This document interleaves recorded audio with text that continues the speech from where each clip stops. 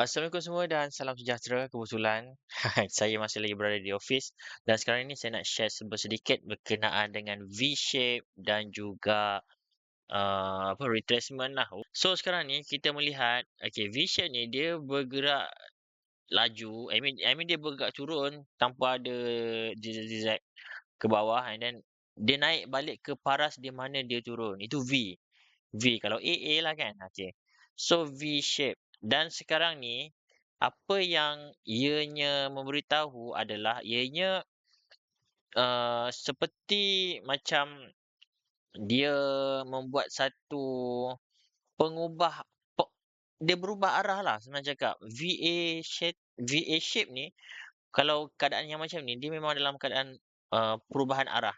Yang mana anda boleh tunggu di sekitar 61.8 ke 50% ke, sekitar something like this one, level-level yang golden, this one level-level yang penting.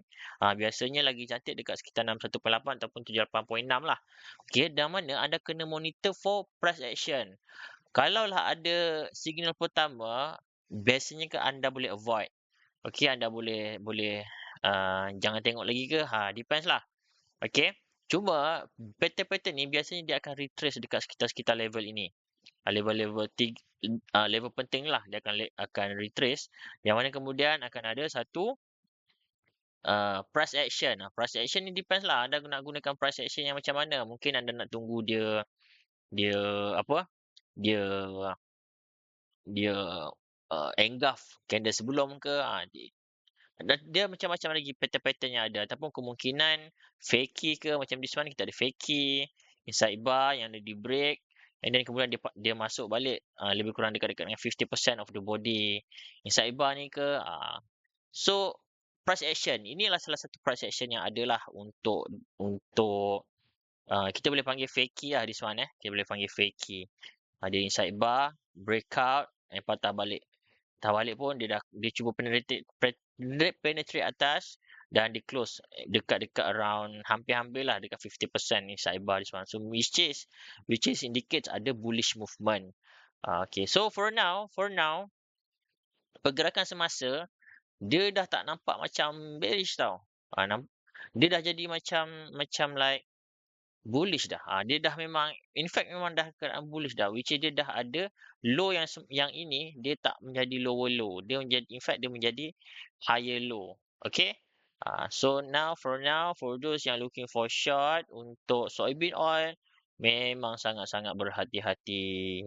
Sebab I believe so, based on current pattern, dia boleh penetrate je level ni semudah yang disangka. Semudah lah, I mean dengan senapas pun dia boleh, sebab akan ada banyak stop loss ni kat atas ni.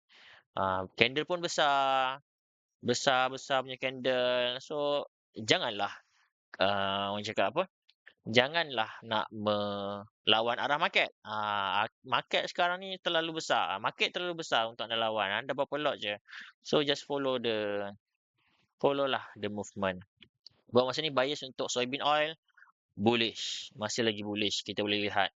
Okay, based on this one lah, V shape, lepas tu berada di retracement yang kita tandakan tadi, lepas tu ada price action fakey fakey inside buy fakey.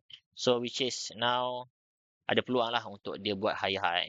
Selamat pagi. So hari ni adalah hari seterusnya ataupun sesi malam hari tu untuk ZL. Just nak update lah ZL V shape retracement sekitar more than 50%. Okay, ada price action.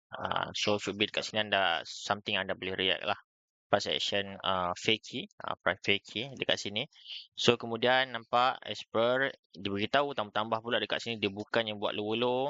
So ada potential untuk breakout menjadi high, dan dia pun telah membuat satu breakout menjadi high. So this is for update lah V shape. Okay, semoga bermanfaat. Kalau anda rasa ilmu ni berguna, jangan lupa untuk tekan follow, like, subscribe. Assalamualaikum dan salam sejahtera. Jumpa lagi video akan datang.